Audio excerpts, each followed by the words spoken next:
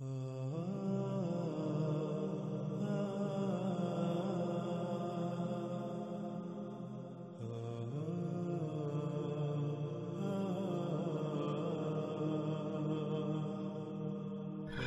اب ہم بات کریں گے یاجوج اور ماجوج پر۔ یاجوج اور ماجوج اور ان کے خروج سے متعلق آج تک نہ صرف ہزاروں کی تعداد میں کتابیں لکھی جا چکی بلکہ ہزاروں لاکھوں کی تعداد میں اس موضوع پر خطابات کیے گئے، لیکن اس سب کے باوجود آج تک یہ سوال کا سوال ہی رہا کہ یاجوج اور ماجوج کیا ہیں۔ اتنا کچھ لکھے اور بولے جانے کے باوجود بھی آج تک اکثریت اس موضوع پر ایک دوسرے سے اختلاف ہی کر رہی ہے۔ یوں یہ موضوع مزید پیچیدگیوں اور الجھنوں کا شکار ہو گیا۔ ناظرین، سب سے پہلے یاجوج اور ماجوج کے بارے میں پائے جانے والے عقائد و نظریات کو آپ کے سامنے رکھتے ہیں، اس کے بعد اس کے برعکس حق ہر لحاظ سے کھول کھول کر آپ پر واضح کرتے ہیں۔ خود کو قرآن کے ترجمان کہلوانے والوں کی اکثریت کا نہ صرف یہ کہنا ہے بلکہ ماننا ہے کہ نوح علیہ السلام کے 3 بیٹوں سام، حام اور یافت میں سے یافت کے 2 بیٹوں کے نام یاجوج اور ماجوج تھے۔ ان دونوں کی نسلوں سے وجود میں آنے والے 2 قبائل کے نام یاجوج اور ماجوج تھے۔ انہی دونوں قبائل جو کہ یاجوج اور ماجوج ہیں، ان کا اللہ سبحانہ تعالیٰ نے قرآن میں ذکر کیا، اور پھر مزید کہا جاتا ہے کہ ذوالقرنین علیہ السلام نے انہیں ایک دیوار کے پیچھے بند کر دیا تھا، جو قیامت کے قریب آزاد ہوں گے۔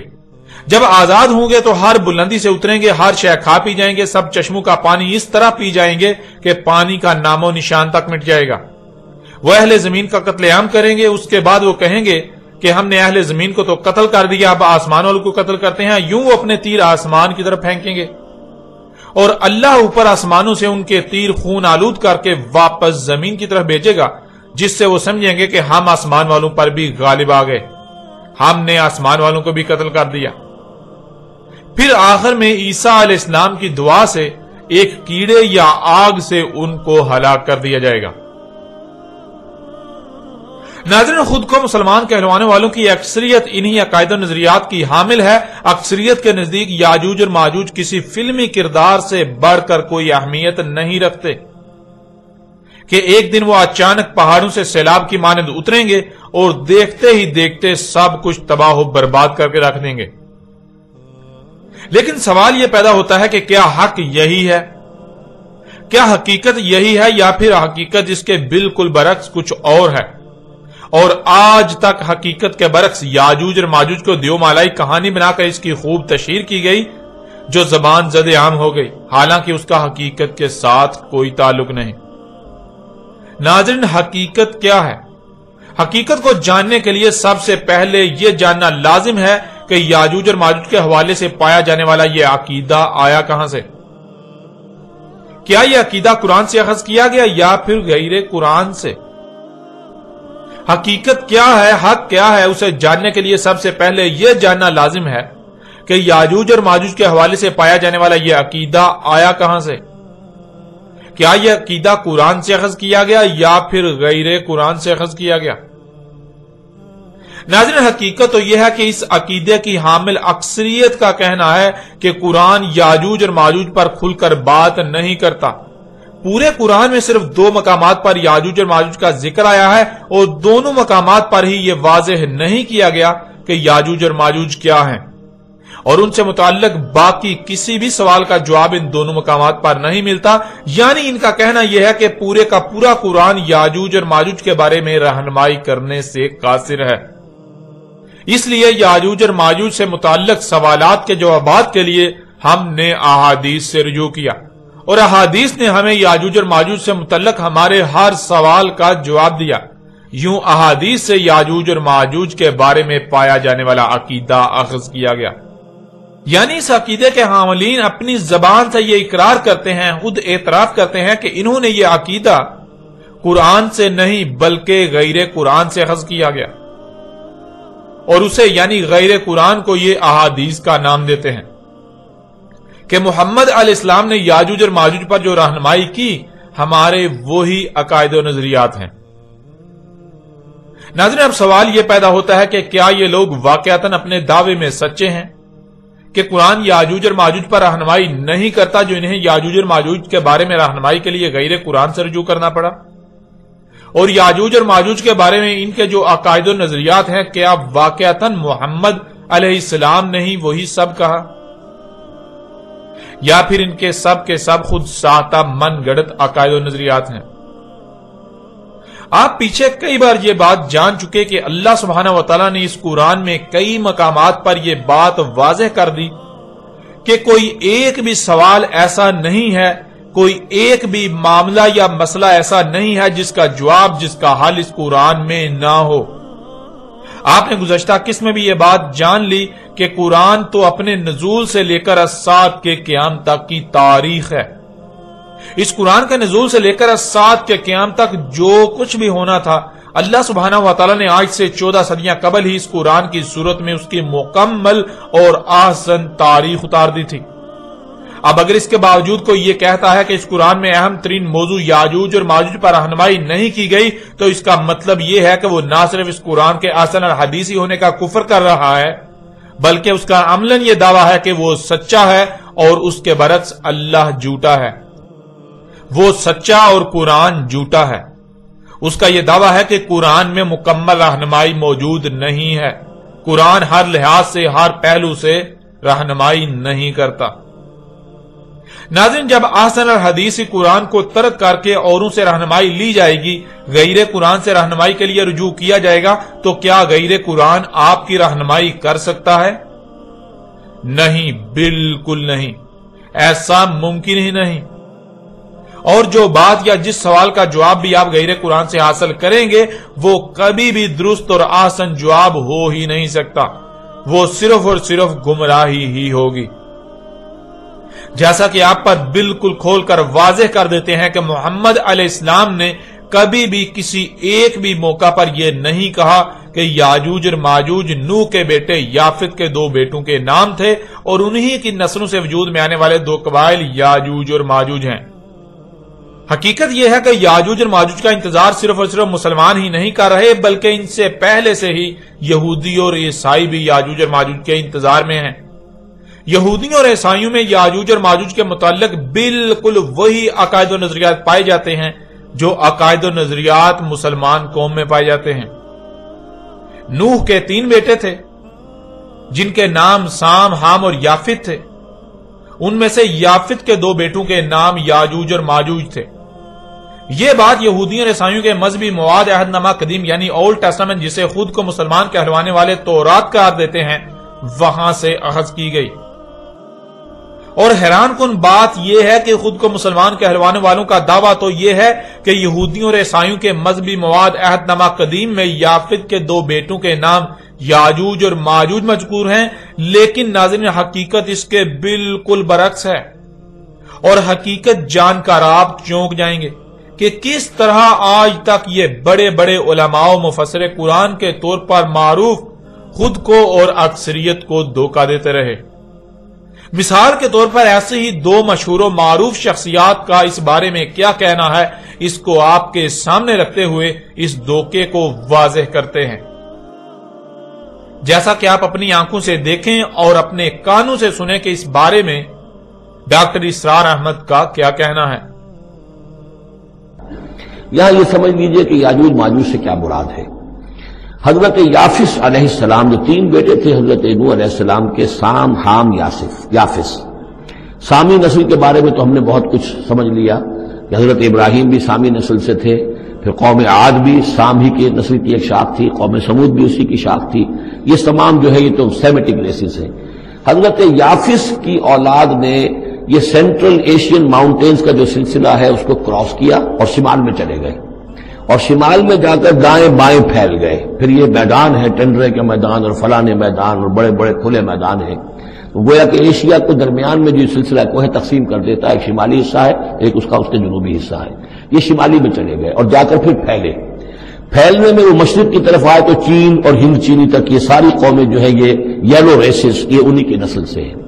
اور مغرب میں چلے تو روس، اور روس سے ہو کر روس کے ساتھ ملتا ہوا علاقہ اسکینڈینیوین کنٹریز کے ساتھ، پھر وہاں سے وہ اتر کر اور یورپ کے بھی جو یہ مغربی ممالک ہیں، اینگلو سیکسنز جو ہیں، یہ بھی در حقیقت اسی سے اسکینڈینیوین کنٹریز سے اترے ہوئے لوگ ہیں۔ تو یوں سمجھ لیجئے کہ ویسٹرن یورپ اور ایسٹرن یورپ کا بھی خاص طور پر شمالی علاقہ اور پورا یہ روس کا علاقہ اور پورا صحرائے گوبی اور پورا چین اور وہاں تک جو ہے ہند چینی تک، یہ یافس کی نسل ہے۔ یافس کے جن بیٹوں کے نام تورات میں آئے ہیں، کئی نام ہیں، وہ کوئی ایک دو نہیں، ان میں گوگ اینڈ میگوگ بھی ہے، توبال بھی ہے، موسک بھی ہے، موسک ایک شخص کا نام ہے۔ ناظرین، آپ نے خود دیکھا اور سنا، ڈاکٹر اسرار احمد کا سورہ الکہف کی یاجوج اور ماجوج والی آیت کی تفسیر کرتے ہوئے کہنا ہے کہ نوح علیہ السلام کے 3 بیٹے تھے، سام، حام اور یافس۔ پھر آگے چل کر کہتے ہیں کہ یافت کے جن بیٹوں کے نام تورات میں آئے ہیں، کئی نام ہیں، وہ 1-2 نہیں، ان میں گاگ اینڈ میگاگ یعنی یاجوج اور ماجوج۔ پھر اسی طرح اس دور کی ایک اور مشہور و معروف شخصیت جو کہ مفسر قرآن کے طور پر جانی جاتی ہے، جس کا نام جاوید احمد غامدی ہے۔ جاوید احمد غامدی اس بارے میں کیا کہتے ہیں وہ بھی آپ خود سن لیں، خود اپنی آنکھوں سے دیکھ لیں۔ چیزوں کی کیا حقیقت ہے؟ نمبر 1 دجال، نمبر 2 یاجوج و ماجوج، اور نمبر تیسرا ان کا سوال ہے قیامت کی کیا نشانیاں؟ یاجوج ماجوج کے بارے میں تو یہ سمجھ لیجئے کہ یہ حضرت یافس یعنی حضرت نوح کے 3 بیٹے ہیں جن سے یہ موجودہ جدید دنیا پھیلی، یعنی ایک دنیا میں پہلی مائگریشن ہوئی ہے جو حضرت آدم کے بعد ہوئی ہے، جس میں آپ کو ایبوریجنل ملتے ہیں، امریکہ میں بھی، آسٹریلیا میں بھی، دوسری جگہوں پر بھی۔ تو اس کے بعد آپ جانتے ہیں کہ حضرت نوح کی قوم پر عذاب آ گیا، ایک طوفان کے ذریعے سے پوری قوم تباہ کر دی گئی، ایک کشتی میں اہل ایمان سوار تھے، انہیں بچایا گیا۔ بعد میں جو زیادہ تر تعداد میں دنیا میں قومیں پھیلیں وہ ان کی اولاد ہیں۔ ان کے 3 بیٹے تھے، ایک حام، ایک سام اور ایک یافس۔ حام کی اولاد زیادہ تر افریقہ میں آباد ہوئی، چنانچہ دنیا میں پہلی تہذیبیں زیادہ تر افریقہ ہی میں نمودار ہوئی۔ سامی نسلیں یہ زیادہ تر مشرق وسطیٰ میں آباد ہوئی، یہ سام کی اولاد ہے ان کے دوسرے بیٹے کی۔ اور یافس کی اولاد یہ وسط ایشیا میں ماسکو، طبالسک، ان علاقوں میں آباد ہوئی۔ اور یافس جو تیسرے بیٹے ہیں اس کے پھر 10-11 بیٹے تھے، ان میں سے 2 کا نام گوگ اور میگوگ یاجوج اور ماجوج تھا۔ تو یہ ساری اقوام جو وسط ایشیا میں ہیں یہ زیادہ تر گوگ میگوگ کی اولاد ہے۔ یاجوج ماجوج کے ایک بھائی کا نام یابان تھا جس کے نام پہ جاپان ہے، تو یہ حضرت نوح کے پوتے ہیں، یوں کہہ سکتے ہیں آپ۔ اور یہی لوگ ہیں جو بعد میں ہجرت کر کے یورپ گئے، یہی لوگ ہیں جو یورپ سے پھر ہمارے سامنے تاریخ میں امریکہ گئے، اور یہی ہیں جو آسٹریلیا میں آ گئے، اور یہی ہیں جو ایک زمانے میں آریاؤں کی صورت میں ہندوستان میں گئے ہیں۔ تو یہ گوگ میگوگ ہے۔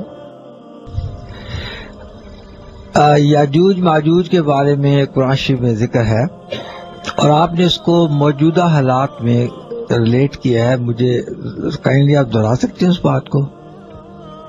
دیکھیے، دنیا کی تاریخ کا مطالعہ کرنے سے معلوم ہوتا ہے کہ سیدنا نوح علیہ السلام کے جو 3 بیٹے ہیں انہی سے دنیا کی مختلف نسلیں پھیلی ہیں، اور ان تینوں کے نام تھے سام، حام اور یافت۔ یہ سامی نسلیں جو ہیں، سیمیٹک ریسز، یہ سب سام کی اولاد ہیں۔ افریقہ وغیرہ میں جو زیادہ تر لوگ آباد ہیں یہ حامی ہیں، بعض دوسرے علاقوں میں بھی آباد ہوئے ہیں۔ اور تیسرے بیٹے یافس کی اولاد وسط ایشیا میں آباد ہوئی، اور یہ یافس ہے جس کے بیٹوں میں یاجوج ایک بیٹے کا نام ہے، ماجوج دوسرے بیٹے کا نام ہے، یابان تیسرے بیٹے کا نام ہے، طبالسک چوتھے بیٹے کا نام ہے۔ یہ روس کے جو مختلف شہر ہیں یہ انہی کے ناموں پر ہیں، جاپان بھی یابان کے نام پر ہے۔ تو یہ اصل میں یافت کی اولاد ہے۔ یاجوج و ماجوج کی نسل وسط ایشیا میں پھیلی، پھر وسط ایشیا سے ہندوستان کی طرف آریہ آپ کو معلوم ہے کہ ہجرت کر کے آئے، پھر یہی نسلیں ہیں جو یورپ میں آباد ہوئیں، اور یہی پھر نسلیں ہیں جو پھر امریکہ میں اور آسٹریلیا میں، یہ تو معلوم تاریخ میں جا کے آباد ہوئی ہیں۔ تو یہ اصل میں یافت کی اولاد ہے ساری، یاجوج ماجوج جو ہے۔ آپ نے دیکھا اور سنا، جاوید احمد غامدی صاحب کا بھی وہی کہنا ہے کہ نوح علیہ السلام کے 3 بیٹے تھے، سام، حام اور یافس۔ پھر کہا کہ یافس کے 10-11 بیٹے تھے، جن میں سے 2 کے نام یاجوج اور ماجوج تھے۔ ناظرین، سب سے پہلے تو آپ یہ بات جان لیجئے کہ نوح علیہ السلام اور ان کے بعد کی تاریخ بالخصوص نوح اور اس کے بیٹوں اور نوح کے بیٹوں کی نسلوں کی تاریخ کا دنیا میں ایک ہی ماخذ ہے، اور وہ ہے بائبل۔ بائبل بہت سی کتابوں کا مجموعہ ہے جو مختلف انبیاء سے منسوب کی جاتی ہیں۔ بائبل 2 حصوں میں تقسیم ہے۔ پہلا حصہ جسے پرانا عہد نامہ یعنی اولڈ ٹیسٹامنٹ کہا جاتا ہے، اور دوسرا حصہ نیا عہد نامہ یعنی نیو ٹیسٹامنٹ کہلاتا ہے۔ पुराने अहदनामे की पहली 5 किताबों को यहूदी और ईसाई तौरात करार देते हैं और नए अहदनामे को चूंकि यहूदी तस्लीम नहीं करते इसलिए ईसाई उसे अंजील करार देते हैं। यूं खुद को मुसलमान कहलवाने वाले यहूदियों की इत्तबा में बाइबल के पुराने अहदनामे की पहली 5 किताबों को तौरात करार देते और नए अहदनामे को ईसाइयों की इत्तबा में अंजील करार देते हैं। हालांकि हकीकत तो यह है कि ना तो बाइबल के पहले मजमूए की पहली 5 किताबें तौरात हैं और ना ही बाइबल का नया अहदनामा अंजील है। बहरहाल ये बात जान लीजिए कि नूह, उसके बेटों और नूह के बेटों की नस्लों की तारीख का अव्वल माखज़ सिर्फ और सिर्फ बाइबल है, बाइबल का अहदनामा कदीम। उसके अलावा आपको जहां भी इस बारे में तारीख मिलेगी वो बाइबल अहदनामा कदीम यानी ओल्ड टेस्टामेंट से ही कॉपी की गई होगी। डॉक्टर इसरार अहमद का दावा है कि नूह के बेटे याफिस के कई बेटे थे, उनमें से 2 के नाम याजूज और माजूज थे और जावेद अहमद गामदी साहब ने भी वही बात की, लेकिन जावेद अहमद गामदी साहब ने कहा कि याफिस के 10-11 बेटे थे, उनमें से 2 याजूज और माजूज थे। यानी डॉक्टर इसरार अहमद का दावा है कि याफित के कई बेटे थे जिनमें से 2 बेटों के नाम याजूज और माजूज थे, यानी 2 बेटे याजूज और माजूज थे।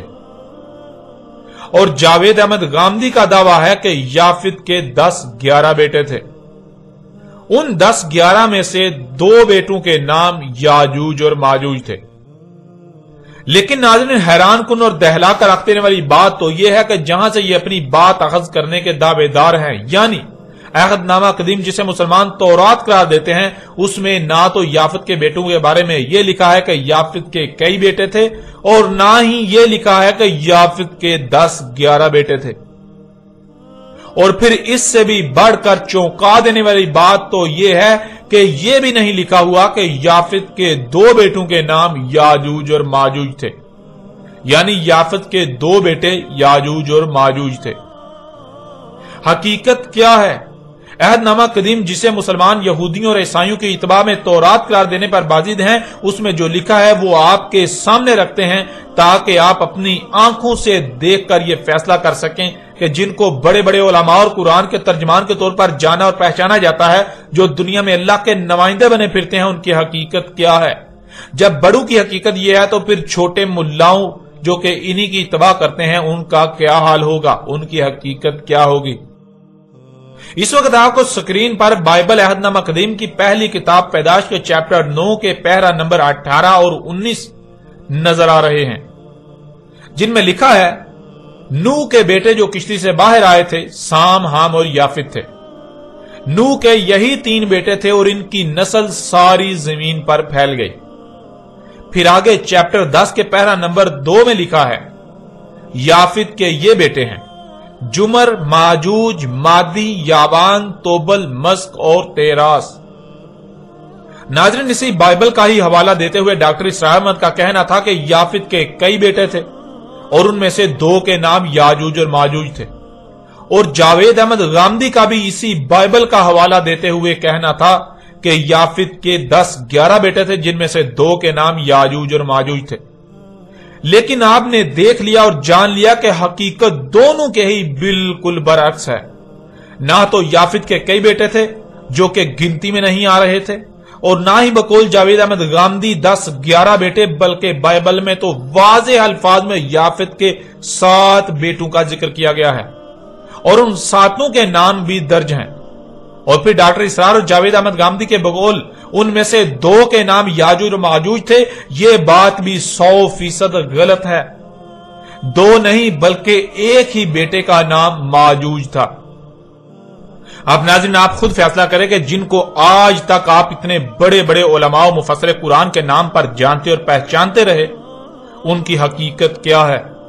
जब इतने बड़े बड़े उलमा और मुफस्सिर कुरान के दावेदारों का यह हाल है, जो बात वो कर रहे हैं वो बिल्कुल बेबुनियाद और गलत है, उसके बावजूद वो डंके की चोट पर अपनी बेबुनियाद और बातिल बात को बगैर किसी खौफ के पेश कर रहे हैं, तो उनकी इत्तबा करने वालों की हालत क्या होगी, यह जानना कोई मुश्किल नहीं।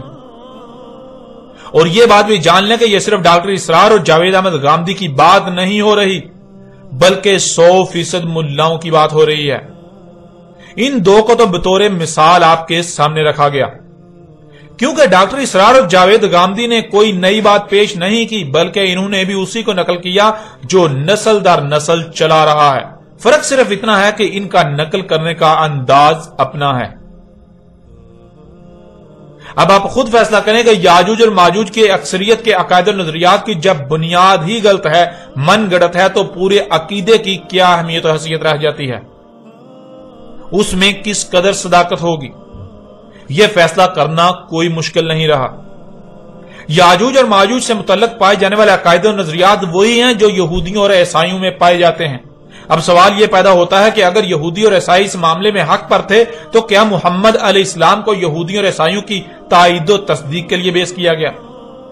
کیا قرآن اللہ سبحانہ وتعالی نے یہودیوں اور عیسائیوں کی تائید و تصدیق کے لیے اتارا تھا؟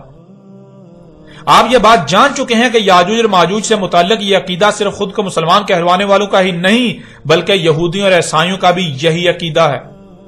اب یہ بات قابل غور ہے کہ اگر مسلمان اپنے اس عقیدے میں سچے ہیں تو پھر اس کا مطلب یہ ہے کہ یہودیوں اور عیسائیوں نے یہ عقیدہ بعد میں جا کر مسلمانوں سے اخذ کیا،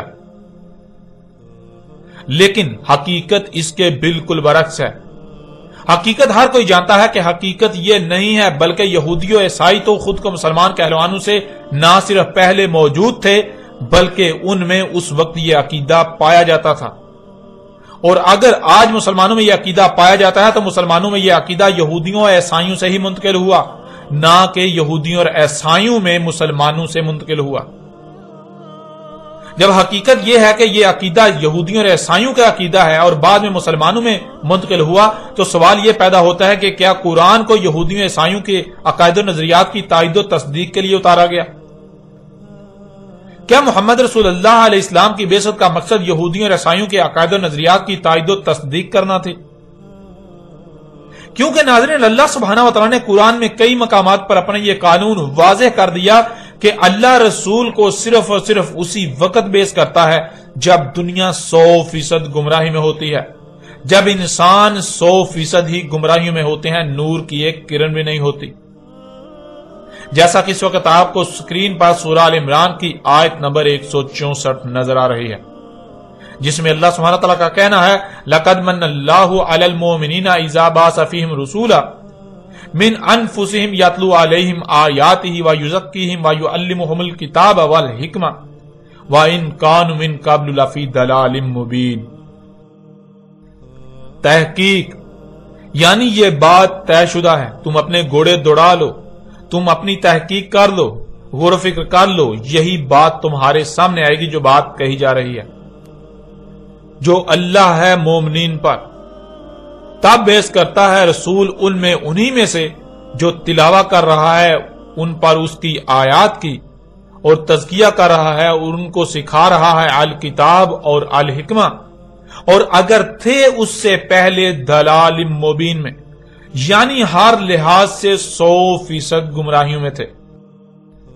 ناظرین، اس آیت میں اللہ سبحانہ تعالیٰ کا کہنا ہے کہ مومنین پر جو اللہ کی ذمہ داری ہے، جو اللہ پر فرض ہے، وہ یہ ہے کہ جب دنیا 100% گمراہیوں میں ہو، نور کی ایک کرن بھی نہ ہو، تمام کے تمام انسان 100% ہر لحاظ سے کھلم کھلا گمراہیوں میں ہوں، تب اللہ ان میں انہی سے رسول بیعث کرتا ہے جو آ کر ان پر اللہ کی آیات کی تلاوہ کرتا ہے، یعنی وہ انتہائی ترتیب کے ساتھ حق کھول کھول کر واضح کرتا ہے، اللہ کی آیات کو حکمہ کے ساتھ کھول کھول کر واضح کرتا ہے، جس سے ان کا تزکیہ ہوتا ہے۔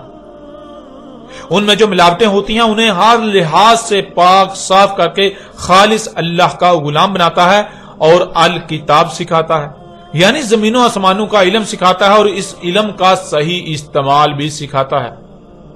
اس آیت میں اللہ سبحانہ وتعالی نے دو ٹوک الفاظ میں اپنا قانون واضح کر دیا کہ اللہ صرف اور صرف اسی وقت رسول بیعث کرتا ہے جب انسان 100% کھلم کھلا ہر لحاظ سے گمراہیوں میں ہوتے ہیں، نور کی ایک کرن بھی نہیں ہوتی۔ حالانکہ اس کے باوجود ہر کوئی خود کو اہل حق اور ہدایت یافتہ ہی سمجھ رہا ہوتا ہے، لیکن حقیقت یہ ہوتی ہے کہ کسی ایک کو بھی حق کا علم نہیں ہوتا، سب کے سب 100% گمراہیوں میں ہی ہوتے ہیں۔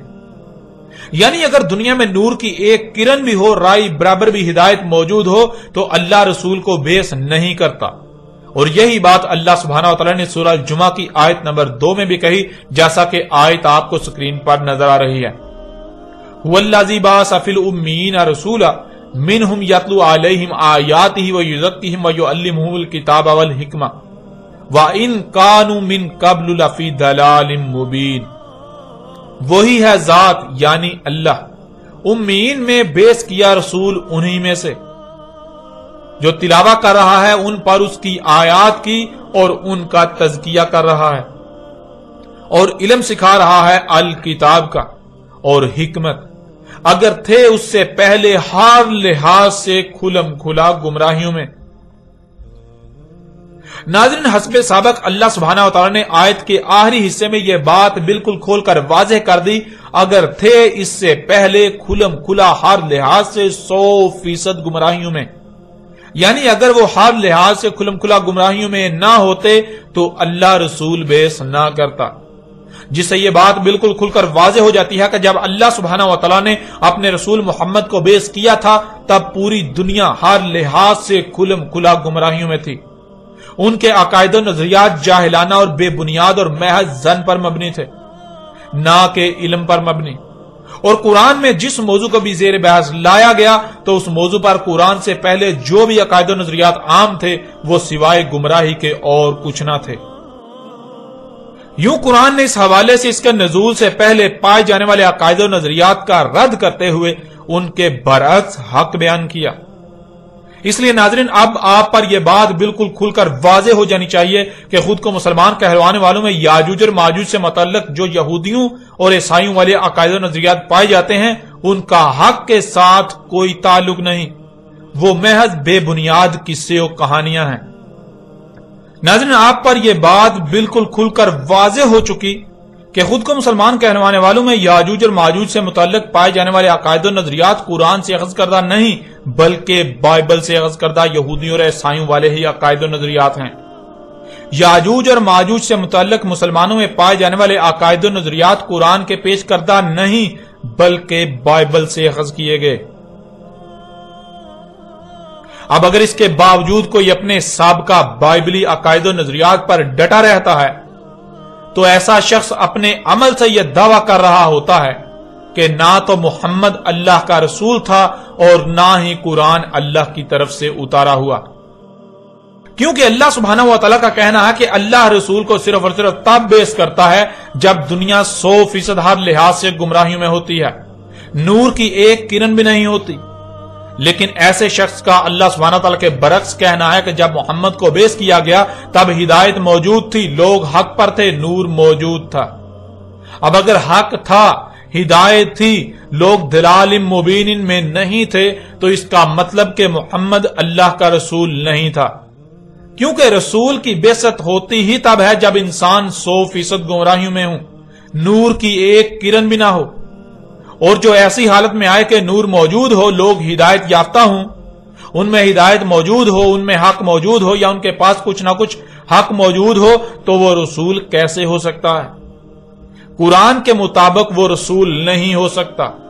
قرآن کا دعویٰ یہ ہے کہ ایسا شخص رسول ہو ہی نہیں سکتا، اور اگر ایسا شخص یاجوج اور ماجوج کے متعلق بائبلی عقیدے پر بھی ڈٹا رہے اور یہ بھی کہے کہ محمد اللہ کا رسول تھا تو اس کا مطلب کہ وہ اپنے عمل سے دعویٰ کر رہا ہے کہ قرآن غیر اللہ کی طرف سے ہے، کیونکہ اللہ سبحانہ وتعالی نے دو ٹوک الفاظ میں کہا کہ اگر یہ غیر اللہ کی طرف سے ہوتا تو تم اس میں اختلافاً کثیرہ پاتے، جیسا کہ آپ آیت سکرین پر دیکھ رہے ہیں۔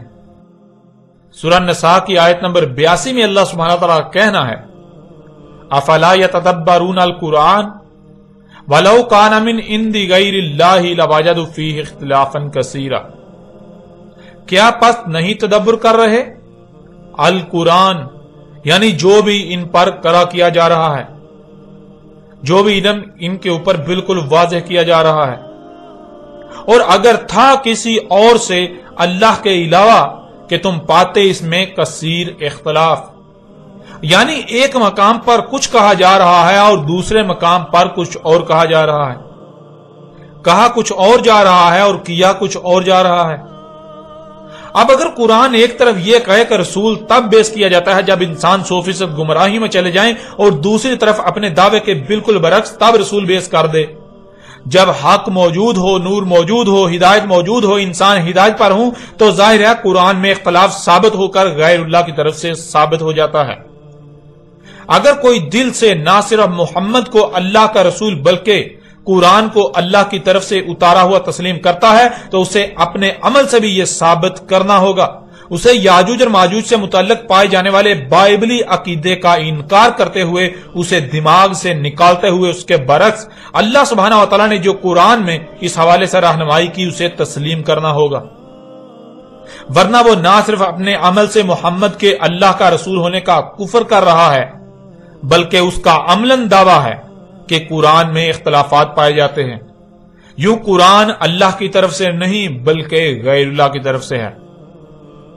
ویسے بھی ناظرین، اگر تو اللہ سبحانہ و تعالیٰ اس قرآن کے برعکس غیر قرآن سے رہنمائی لینے کی اجازت دے تو بلا شک و شبہ غیر قرآن سے نہ صرف ہدایت لی جا سکتی ہے بلکہ ہدایت مل بھی سکتی ہے۔ لیکن جب اللہ سبحانہ و تعالیٰ اس کی اجازت ہی نہیں دیتا، الٹا سختی کے ساتھ غیر قرآن کی طرف رجوع کرنے سے منع کرتا ہے، تو پھر غیر قرآن کی بات کیسے حق ہو سکتی ہے؟ غیر قرآن آپ کی رہنمائی کیسے کر سکتا ہے؟ ایسا ممکن ہی نہیں کہ غیر قرآن کی بات سچ ہو، غیر قرآن کی بات حق ہو، وہ آپ کی رہنمائی کر سکے۔ ناظرین، اب تک آپ پر یہ واضح ہو چکا کہ خود کو مسلمان کہلوانے والوں میں یاجوج اور ماجوج سے متعلق پائے جانے والے عقائد و نظریات قرآن کے برعکس بائبل سے اخذ کردہ یہودیوں اور عیسائیوں والے ہی عقائد و نظریات ہیں، اور اگر بائبل سے اخذ کردہ یہودیوں اور عیسائیوں والے عقائد و نظریات حق اور سچ ہوتے تو محمد علیہ السلام کو بیس نہ کیا جاتا، کیونکہ اللہ صرف اور صرف تب ہی رسول بیس کرتا ہے جب انسان 100% ہر لحاظ سے گمراہی میں چلے جاتے ہیں۔